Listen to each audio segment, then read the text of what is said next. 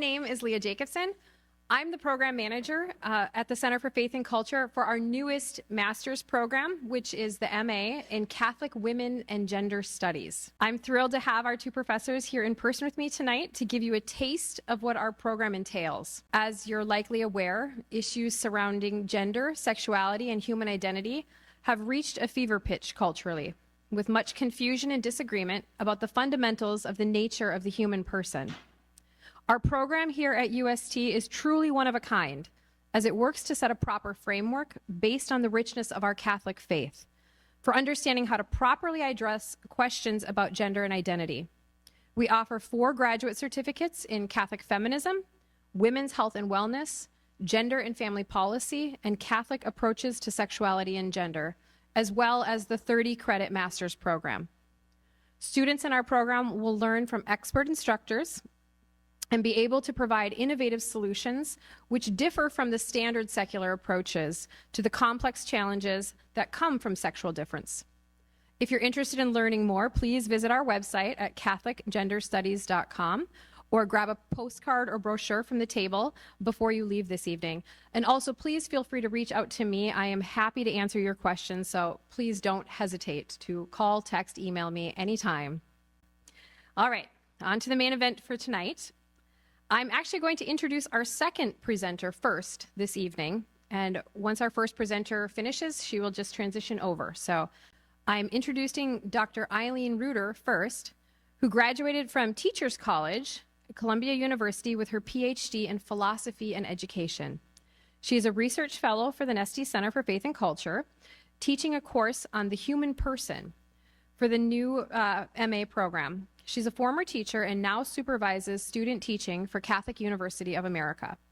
Her research looks at the intersection of classical education in the United States and gender formation of girls. She and her husband and their soon-to-be 5 children live in the DC area.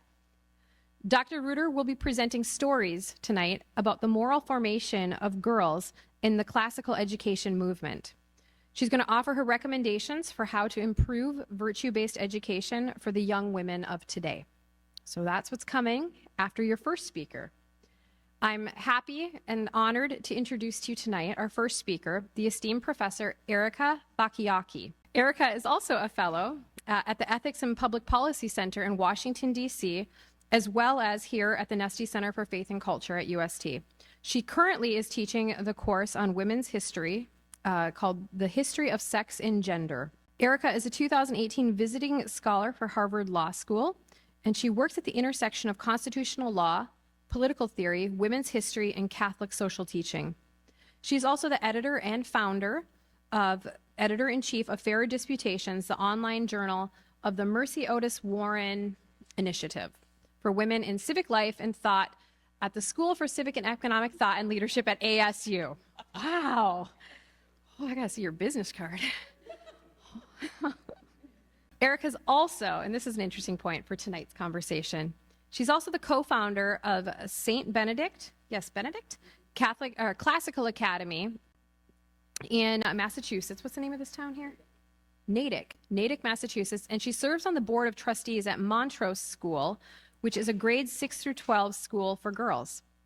Tonight, Erika will share with us the historical context of virtue-based education for women, drawing from her latest book, The Rights of Women, Reclaiming a Lost Vision, which was published by Notre Dame University Press in 2021 and was named a finalist for the Intercollegiate Studies Institute's 2022 Conservative Book of the Year Award. Welcome to Professor Erika Bachiochi. Thank you for that great introduction and for this wonderful program that you are marshaling for us. So, as students of the American founding well know, the Republican form of government our founders crafted was one that depended upon the virtue of its citizens. Political self-government, they thought, required personal self-government. An individualistic people animated by personal ambition and material possessions rather than the common good would easily be made the slaves of others. They would not be free. But the young republic did not take direct charge of the moral formation of its citizens. Rather, as Alexis de Tocqueville observed during his travels throughout New England in the 1830s, Americans mainly entrusted this politically indispensable task of moral formation to non-political institutions like churches, schools, and families, and in particular to American women.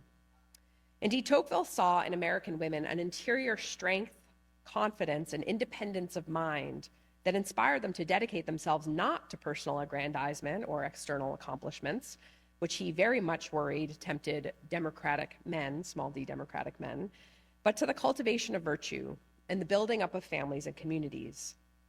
Comparing American women favorably to the French, Tocqueville credited American women's religiosity, but also their manly education, in which he observed a girl's reason seemed to be developed alongside her heart. The education of girls in the new nation was no small thing.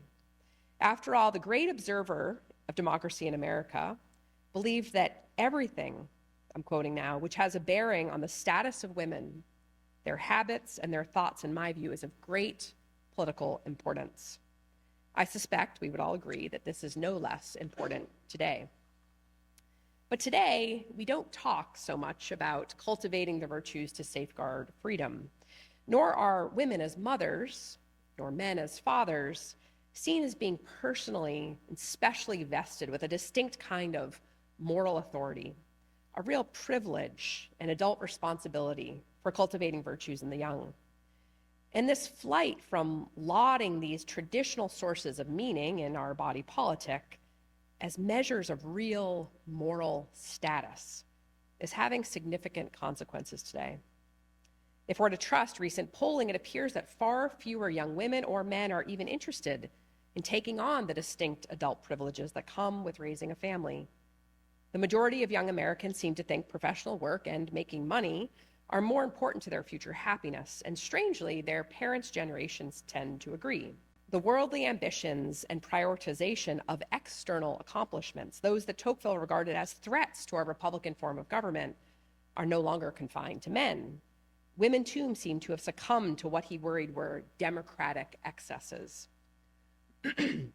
Now, it's become increasingly fashionable on the online right today to argue that the priority American women once seemed to give to the virtuous formation of their children was largely abandoned because women obtained access to higher education and the professions. More likely, in my view, is that just as women in the late 19th and early 20th centuries were securing the civil and political rights the American founders had denied them, America's perspective on education shifted dramatically. No longer was formation at home and at school understood to be a profoundly moral and inescapably religious enterprise. Now the agenda was to train kids to compete in the increasingly global economy, with education reconfigured as being mainly about skills building. Certainly, the opportunity to acquire technical and professional training is a great advance for both men and women. I'm grateful for my law degree, and my husband's grateful for his technological aptitude. But the seismic loss of the morally formative enterprise of an authentic liberal education, the very kind of education that the early women's rights advocates wanted for women, has negatively impacted both women and men. This loss has made both sexes less morally prepared for today's technological revolution, and has undermined the childhood formation and the virtues that both motherhood and fatherhood especially demand. No wonder our young men, and women especially, are increasingly anxious, depressed, and fearful of undertaking what has ever been the privileged marker of adulthood, raising one's own kids. So what happens when a regime that prizes liberty and equality abandons the deeply formative mission of cultivating virtue in its boys and its girls, its men and its women? This crucial question is one that the 18th century pedagogue, moralist, and advocate for the education of women, Mary Wollstonecraft, returned to throughout her abbreviated life. I think she still has much to teach us today. And though some of her lessons are about men, I'll focus the balance of my remarks on the education of women. So Wollstonecraft lived and wrote in the late 18th century, just as the American and then French revolutionaries were throwing off old forms of hereditary rule in their respective attempts to enact altogether new forms of Republican government. Like her fellow small r Republicans, Wollstonecraft extolled freedom from illegitimate and arbitrary rule, but not a freedom left to unconstrained desires. For her, political freedom both depended upon and served each person's moral development, which consisted of learning how to discharge everyday duties virtuously. In Wollstonecraft's view, the trouble with the Republican vision offered by the French revolutionaries, in sharp contrast to the Americans, was that the French insisted upon liberty, equality, and fraternity without also recognizing the revolution in morals, she says, needed to ground these aspirations. Wollstonecraft believed the upper classes of the ancien regime and the lower classes that she thought imitated them had become morally corrupt. Instead of focusing on the virtuous formation of both men and women, they were enamored by riches, property, honor, ceremony, and outward show. Not terribly unlike, it seems to me, large swaths of American culture today. Wollstonecraft addresses her vindication of the rights of women to the author of a report that had called for national public education to form male citizens in the virtues of Republican self-government, and had relied in particular on Jean-Jacques Rousseau's educational theories in his Emile. And so her most famous work of vindication of the rights of women is largely an engagement with and rebuke of Rousseau's theory of education for women, which for simplicity's sake, we're just going to say is education for women for the sake of men. As one who had not only by then written 3 books on the education of young women, but who had also served as the eldest daughter of her own family, worked as a governess for another family, and also opened a school for girls, Wollstonecraft wished to offer an account of the kind of education women needed, but not only for Republican citizenship, for women's own flourishing as full human beings, and for the full flourishing of their families, both of which would redound to the benefit of the whole society, she believed. Because women did not know who they were, she thought, rational creatures made for eternity with God, in her view, they were not living as the dignified persons they were created to be. As she wrote in her first book, Thoughts on the Education of Daughters, quote, "The main business of our lives is to learn to be virtuous. And he, capital H, who is training us for immortal bliss, knows best what trials will contribute to make us so. And our resignation and improvement will render us more respectable to ourselves and to that being, capital B, whose approbation or praise is of more value than life itself." Wollstonecraft therefore challenged women of the upper classes especially, who she viewed as preoccupied with pleasures and preening and establishing themselves socially. Quote, "Strength of body and mind are sacrificed to libertine notions of beauty," Wollstonecraft writes, "and women become merely alluring mistresses or alluring objects for a moment, consumed with how to please." She says their education in society renders them, quote, "insignificant objects of desire, making them, quote, making mere animals of them." Note well, this is not only something done to women. No, it is something in which she saw them as deeply complicit too. But surely, Wollstonecraft laments, these weak beings are only fit for a surrogio, I can never say the word, a harem. Can they govern a family, she asks, or take care of the poor babes whom they bring into the world? This path, in Wollstonecraft's view, is a corruption, a degradation of what women are created to be. After all, she writes, women have human souls, and so, like men, are, quote, placed on this earth to unfold their faculties, to, quote, rise in excellence by the powers implanted in them for that purpose, end quote. Her great complaint, then, is one that I think we can lodge in our time. A false system of education and other societal norms had not prepared women or men for their deeply noble human, social, spousal, and parental obligations. They were instead living lives more akin to animals than the dignified humans they were created to be. Wollstonecraft writes, therefore, to, quote, effect a revolution in female manners, to restore their lost dignity, so that by reforming themselves, they might reform the world, end quote. Now, Wollstonecraft held a high view of motherhood, believing, quote, the care of children in their infancy to be one of the grand duties annexed to the female character by nature, end quote. And she well knew that the care of children and the formation of their characters required immense strength of body, mind, and soul, especially in her time. She herself would die in childbirth. But these natural and ennobling duties of care were not so overpowering in a woman, or even in a mother, that they would necessarily trump corrupt social conventions that tempted her to more superficial pleasures. Indeed, in one of many pointed barbs she makes toward women of her time, she bemoans the sight of a rich woman who pours out more attention on her dog than her child. That is to say that a woman's natural inclinations need to be properly cultivated by education and appropriately weighty social expectations. In her time, as in ours, they are not. Early in the Rights of Women, Wollstonecraft describes a woman who has been properly educated and walked the road of character. But the man she married for love has died.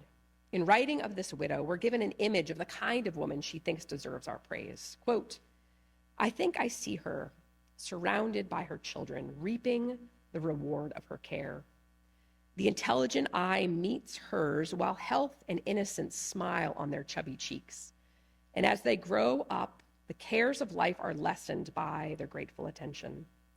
She lives to see the virtues which she lived to see the virtues which she endeavored to plant on principles fixed into habits, to see her children attain a strength of character sufficient to enable them to endure adversity without forgetting their mother's example. The task of life thus fulfilled, she calmly waits for the sleep of death, and rising from the grave may say, behold, thou gavest me a talent, and here are 5 talents, end quote. According to Wollstonecraft, then, a proper education is not only rigorously intellectual, it's also religious and moral. It's not merely, she says, preparation for life, as many contemporary educators also tend to see it, but, quote, the first step to form a being advancing gradually toward perfection. And given a woman's infinite worth and status as a rational creature, she must not be educated like a, quote, fanciful kind of half-being, focused on external adornments, accomplishments, or genteel feminine charms, as per Rousseau's theory of education. Rather, a woman must, quote, endeavor to acquire the human virtues or perfections of her nature. Indeed, Wollstonecraft is convinced that we can't expect women, or men either, to rise to the occasion of discharging their various duties happily until they understand why they ought to be virtuous. They need the bigger picture. A woman must then be given the kind of education, Wollstonecraft writes really early in her Rights of Women, that will, quote, strengthen her reason till she comprehend her duty and see in what manner it is connected with her real good, end quote. Women will then not be fixated on appearances or consumed with how to please, but rather, in Wollstonecraft's words, they will be, quote, more observant daughters, more affectionate sisters, more faithful wives, and more reasonable mothers. In a word, good citizens. Following Wollstonecraft, prominent 19th century women's rights advocates in the United States also called upon women to resist Rousseauian cultural depictions of women as passive and fragile. Just the contrary, remember, of what Tocqueville had actually observed in New England only decades earlier. On the eve of the first National Women's Rights Convention in the United States in 1850, the most beloved leader of the early women's movement, Lucretia Mott, echoed Wollstonecraft's concerns quite closely.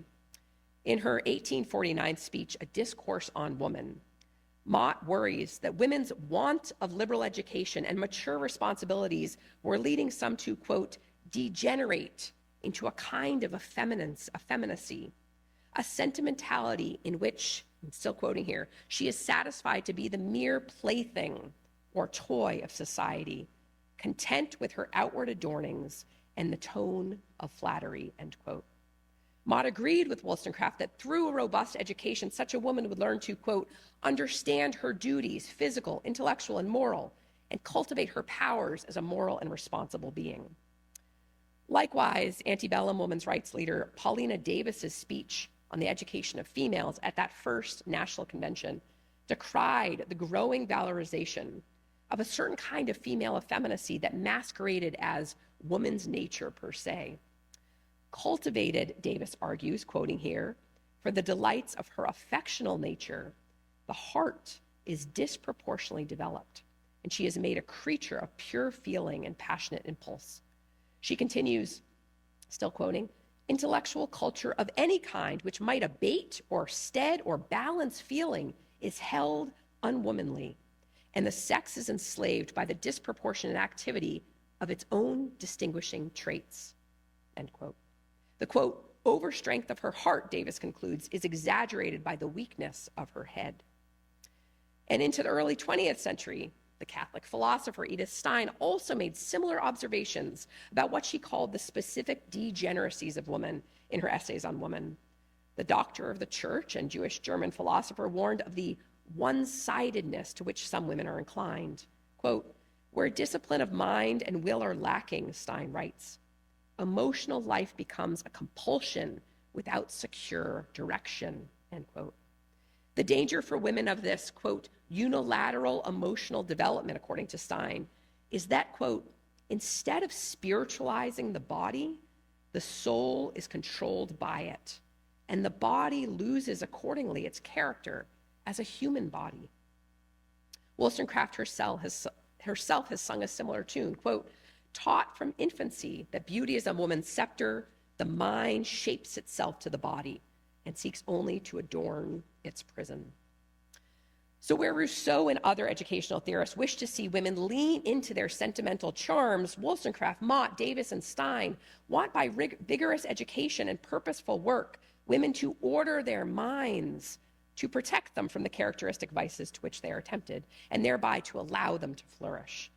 As Wollstonecraft writes in one of her early pedagogical books, quote, whatever tends to impress habits of order on the expanding mind may be reckoned the most beneficial part of education, for by this means the surest foundation of virtue is settled without struggle, and strong restraints knit together before vice has introduced confusion. Or as Stein put her own solution, quote, because objective work, which we view as a remedy for the faults of feminine singularity, this danger of effeminacy, is something to which the average man is naturally inclined. It can be said, so she's talking about objective work, sorry I interrupted, because objective work is something to which the average man is naturally inclined. It can be said as well that an allowance of masculine nature is the antidote for the hyper-feminine nature, end quote.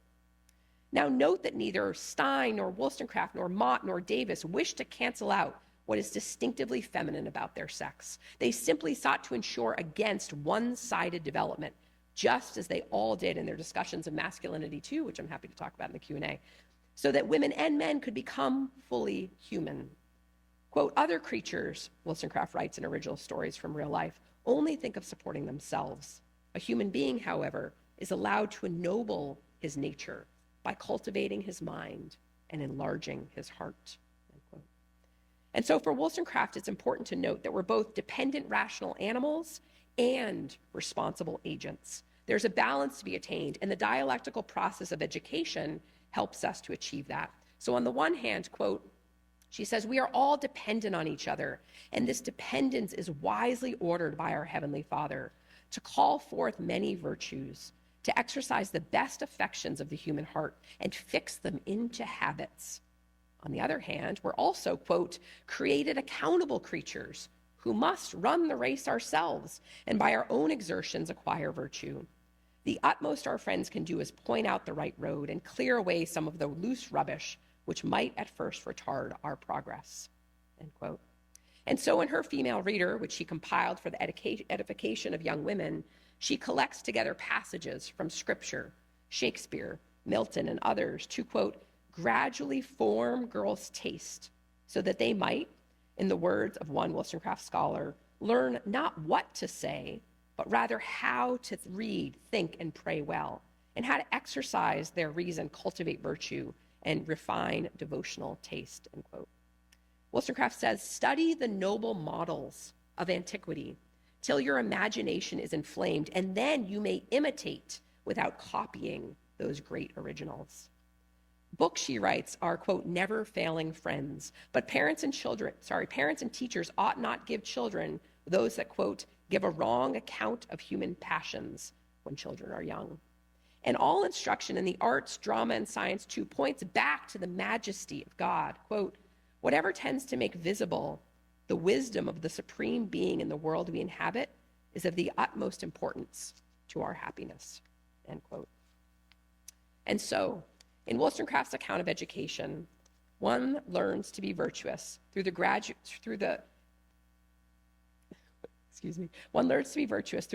refinement of all of our human faculties in a dynamic engagement of the imagination, understanding, judgment, and affections, especially through imitating the patterns we find in moral exemplars, both past and present. As she prays to God in one of several deeply beautiful published prayers, quote, teach us with humble awe to imitate the divine patterns and lure us to the paths of virtue. In imitating exemplars from an early age in books, in our parents, in our teachers, in our God, we can develop the moral virtues that perfect our relation with God and with others, being crafted and crafting oneself in turn. So schooling the moral imagination through imitation was the key to acquiring virtue for Wollstonecraft, but then so was making virtue one's own. It is this making virtue one's own that afforded women independence, the capacity of carrying out their duties of care to others freely. The virtuous woman is independent and free because she's habituated in both doing good and loving the good. Though it sounds alien to us, Wollstonecraft is unwavering in her belief that, quote, the being who discharges the duty of its station is independent. I'm just going to repeat that because that's just not how we think about things. The being who discharges the duties of its station is independent. Because of Wollstonecraft's passionate late 18th century advocacy for the rights of women, she's often hailed as the first feminist. Yet her account of independence as the, quote, grand blessing of life, the basis of every virtue, in fact, inverts modern feminism's promotion of independence as individual autonomy, increasingly defined as freedom from all given bodily and moral constraints. Wollstonecraft's view of independence, of doing what I ought to do freely and happily because it coheres with my real good, is perhaps what Tocqueville saw in American women who freely dedicated themselves to the moral formation of their children and the flourishing of their communities. As the corpus of Wollstonecraft's work shows, high moral purpose in service of one's family and the common good is perfectly consistent with, and indeed may well be, the highest end of the political and legal rights of women and men. Would that we had a new generation of educators who believed such a thing. Thank you. Thank you, Erika, for giving us this noble vision of how liberal education, especially of education in the virtues, is needed for girls today. In the time I have here, I will offer stories from 6 different classical high schools where I've had the honor to do qualitative research. I aim first to show that technology has intensified the problem that in this corrupt regime, as Erika said, girls are encouraged to focus on sensuality and how to please others. I will argue that for a school invested in the moral formation of young women in the current cultural climate, strict technology policies are the gatekeeper to any type of moral education. In the remainder of my time, I will explore the tensions apparent in these schools with regards to teaching the virtues of modesty and chastity. The administrators and teachers I spoke with during my research would prefer to spend their time and energy designing a holistic, well-rounded education in the virtues of prudence, fortitude, temperance, wisdom, etc. Yet, when I asked them, administrators and teachers told me time and again of areas of education in which the body and bodily differences between the young women and the young men interfered with the education in these higher virtues. For the sake of this talk, I will focus only on stories about dress code and dances. These select stories are just a sample of a much larger pool of stories I've collected, but don't have time to explore fully here. Before I jump into my arguments, let me briefly contextualize my qualitative work for you. 4 of my 6 schools are Catholic. One of the Catholic schools is an all-girls school. The other 5 are co-ed. My 5th school is a classical charter school, and my 6th school is an independent ecumenical private school. Only 3 of my schools actually call themselves classical. One calls itself a liberal arts school. 2 of the schools have more mainstream curriculums, but I place them in the classical tradition because their curriculums share a particular cosmology, human anthropology, and morality that are at the heart of the classical schools. Throughout this paper, I will refer to different schools, administrators, and alumni using pseudonyms to protect the privacy of all my participants. So technology. Erika, using Wollstonecraft and Stein, identified that in this corrupt regime, girls are encouraged to focus on an improper sense of beauty and cultivate an inordinate desire to please others.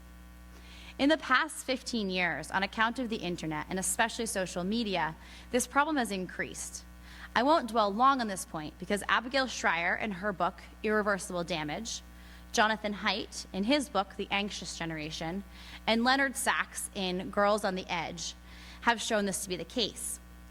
Their books cull data and stories that eloquently demonstrate that social media has had a drastic impact on the health and wellness of young girls. Jonathan Haidt says, quote, "On the most prototypical platforms like Instagram, users post content, often about themselves, and then wait for the judgment and comments of others. Such posting and waiting, along with social comparison, is having a larger and more harmful effect on girls and young women than on boys and young men." Haidt, Schreier, and Sachs do not get into a philosophical analysis of why social media impacts girls more than boys, but Erika's talk lends much insight on this question. If Stein and Wollstonecraft are correct that girls tend to the vice of caring too much about their appearance and trying to please others, then it's no surprise that girls are particularly drawn in by the affirmation they receive through social media. The pressure to look a certain way on social media has led young girls to obsessively try to improve their appearance, leading to anorexia, depression, and anxiety. Any school that is serious about the moral formation of students has to be serious about their technology policies. I offer 2 stories to illustrate my point. Last spring, I was supervising student teaching in a large archdiocesan Catholic school. This is not one of the schools where I conducted research. My job was simply to mentor a student teacher. Yet in that role, I spent a significant amount of time in the school and listening to my student teacher talk about the school. I was struck walking through the hallways and in the classroom at the extent to which students were tied up with their phones and computers. I often saw girls laughing together over posts on social media during their breaks or free periods. The student teacher with whom I worked was frustrated with the one-to-one computer policy in the school. She complained that the students frequently wasted class time online, and she made it a goal of her student teaching to cut back on the use of computers during her classes. This year, I had the privilege to study a classical charter school.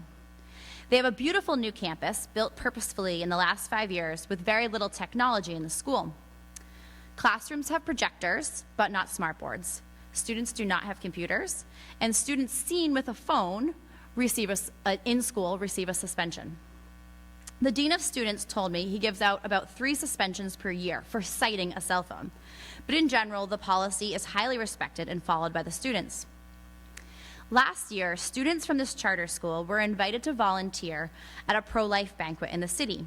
The organizers of the banquet also invited students from the local diocesan Catholic high school, which, from the description I heard, is quite similar to the high school where I supervise student teaching. This spring, there is another gala, but this year, the organizers are only inviting students from the classical charter school to volunteer. The principal of the charter school told me that his students knew how to communicate with adults, look them in the eye, and carry on a conversation, all of which he attributed to their lack of technology in the school.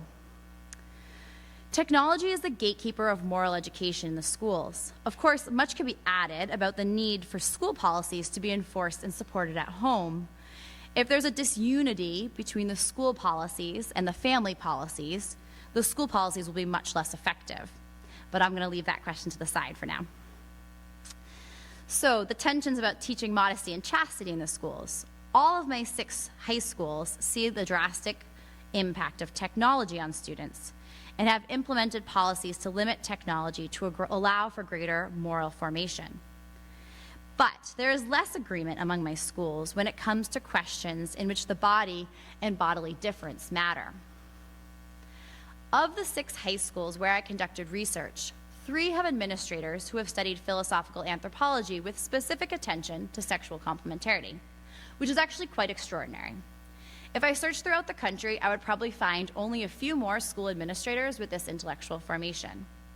Now, to clarify, in each of these schools, there were teachers who had studied and taught philosophical anthropology to the high school students. But only in half of these schools had anyone studied the differences between men and women from a philosophical or theological point of view.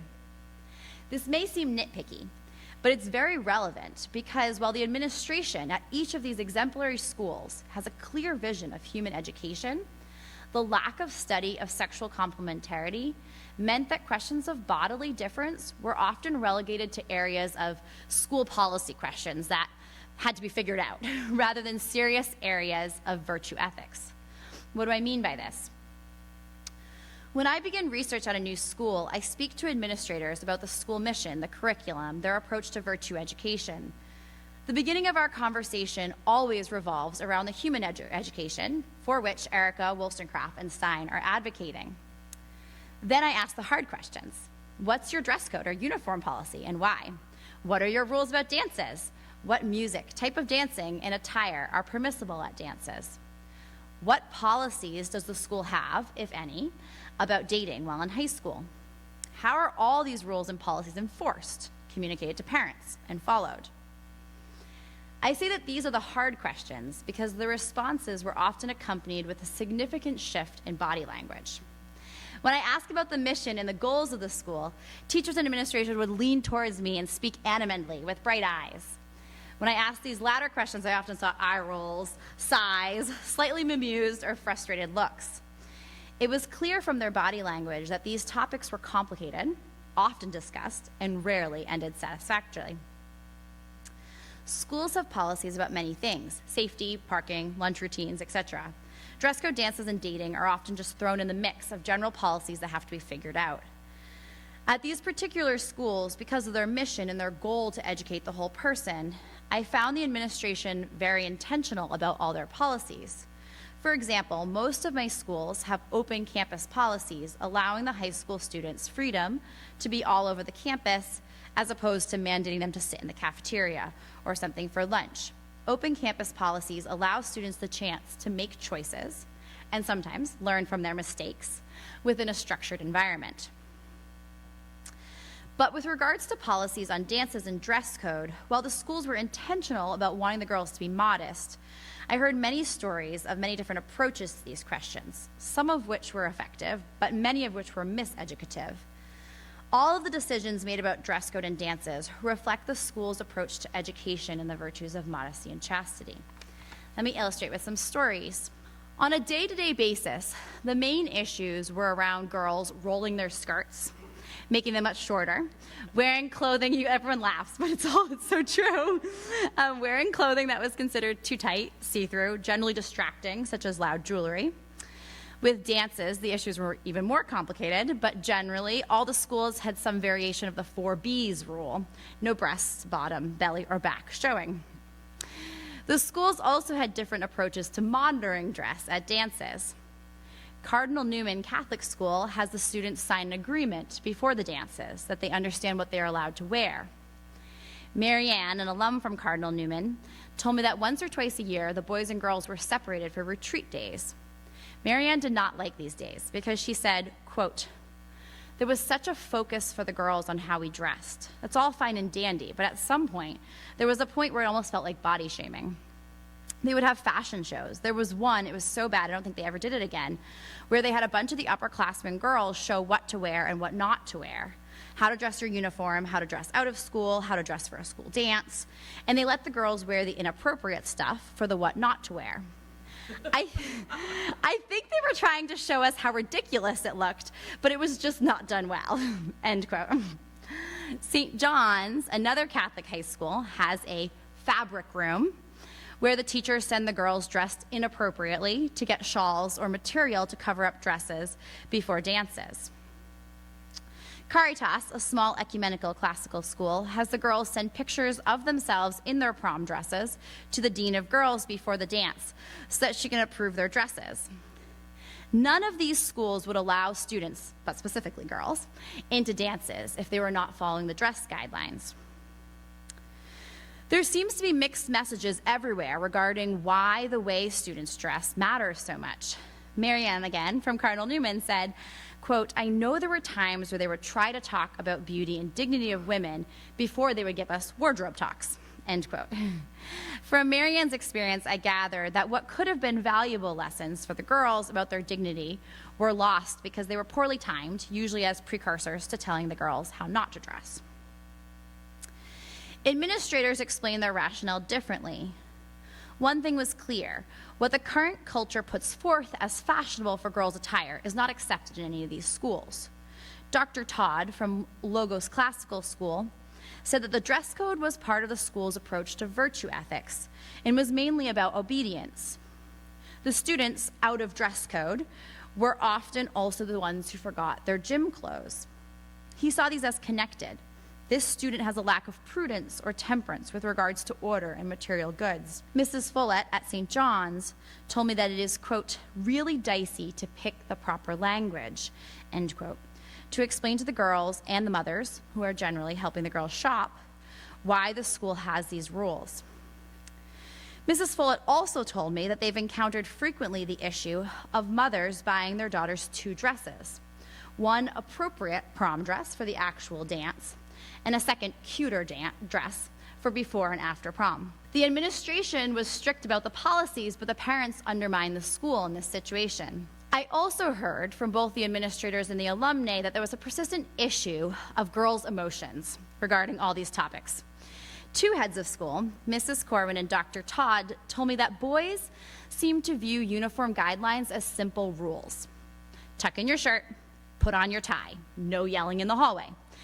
While boys might not like the rules, they were just part of the school's policies to allow for an academic environment. The girls were much less able to have an emotionless attitude towards dress code. One alum, Gabriella at Logos, was able to see the rules in a more emotionless light, but she stated that she didn't have a body type that made it difficult to follow the rules. She recognized that her friends with curvy bodies had a much more difficult time dressing in accord with the rules, and they felt that, quote, their body was not really valued or seen as beautiful, end quote. Our friend Marianne at Cardinal Newman also said that was true of her. She said, quote, I am a chestier person, and so I used to get in trouble sometimes if I was wearing a dress where even if it didn't show anything, I could have it all the way up to my neck, but because I had a chest, I would get into trouble. I was required to wear shawls and sweaters over all my prom dresses, dance dresses, whatever. It was a consistent issue back then. They were like, you have to hide your body, and I would say, but there's nothing wrong with it. It's totally covered, end quote. In some ways, it may seem tangential to the moral education of girls to focus on dress code rules at these schools. But the tensions alive within the questions of dress are at the root of our understanding of what it means to be women. For girls, the freedom to dress in whatever way they choose was tied up with their understanding of freedom more broadly. Some wanted to dress in fashionable styles that were very revealing of the body as an expression of their freedom, yet others felt that what was considered immodest was unfair to girls with certain body types, and it was extremely difficult to shop for clothing that fit the modesty expectations of the schools. The schools struggled to articulate why they cannot allow girls to dress in many of the fashions of the day. Some of the alumni experience a sense of shame at their own bodies, and others still feel that girls were unjustly expected to uphold norms of modesty and chastity for the boys. Mrs. Follett at Cardinal Newman told the girls, quote, we are brothers and sisters in Christ, and there are things we need to know about how we're both wired. We are each other's keepers, end quote. This message was clearly heard by the alumni. Some took it to heart, whereas others were very frustrated by it. Yet, despite the often negative messages, I also heard positive feedback from the alumni. One alum from Logos remembers appreciating being told by her friend's mom that the goal of dress and fashion is to bring attention to the face, not to the body. Two other alums from the same school spoke gratefully to the effect the dress code rules had on their relationship with the boys at school. Sarah said, quote, "I felt that the administration promoted healthier relationships between boys and girls because the dress code was a thing. I didn't know that dressing provocatively would do anything to a guy. I really didn't put that together. But I did definitely get the sense that it was my job to try to look nice but be covered at the same time, be modest about it. And I think that probably helped keep relationships healthier and more respectful," end quote. Caitlin agreed with Sarah. She said, quote, "I think that a lot of girls had this feeling of frustration that they were inherently dangerous for boys, but it was a two-sided coin. This is the negative side of it. But on the flip side, and coming from kind of a more chivalric time period, there was a lot of benefits I think I experienced as a girl going through high school, something that full-grown women have never experienced, men treating women respectfully.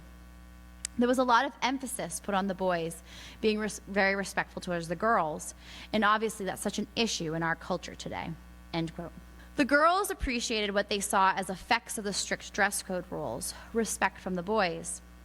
While the alumni knew this was not due only to the dress code rules, they did see a link between the two. While the stories and examples I present above show some successes or productive approaches to the questions, generally, topics related to the female body and attire in my schools were complex and fraught with tensions. These questions of the body are a microcosm of the conflict between my school's view of what an integrated human life is and mainstream society's view of happiness. The girls go on Instagram or online shopping and see sensuality disguised as beauty and marketed to them as a path to happiness.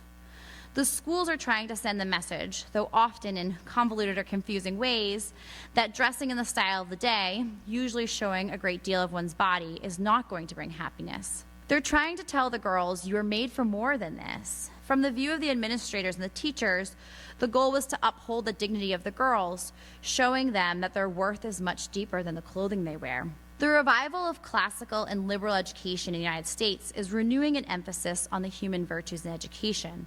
But there's still work to be done within these institutions to properly educate students with regards to the virtues of modesty and chastity. It seems that the schools are emphasizing dressing appropriately as a way of directing the freedom of the girls towards what they see as good.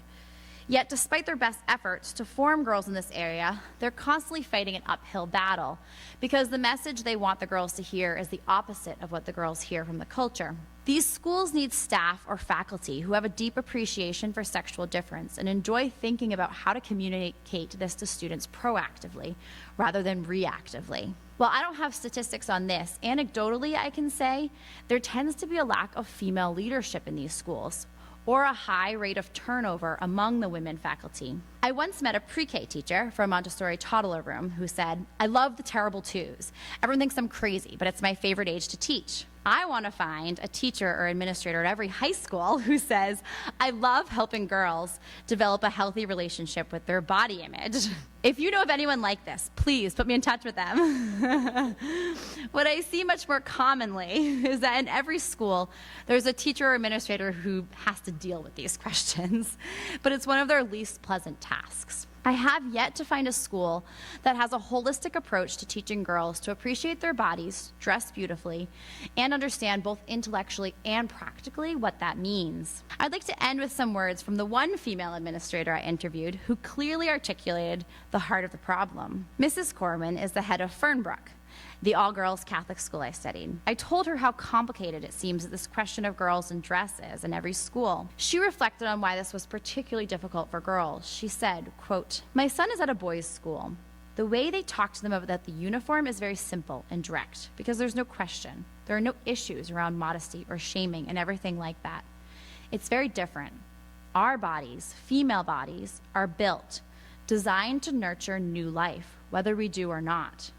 There's something different about that, so it requires a lot more nuance and flexibility," end quote. Mrs. Corwin is the only educator I've spoken with who's connected all of these issues of the body to women's gift of being able to nurture new life. It seems to me that her insight into the particular gifts of the female and male bodies must be the foundation of any approach to teaching modesty and chastity.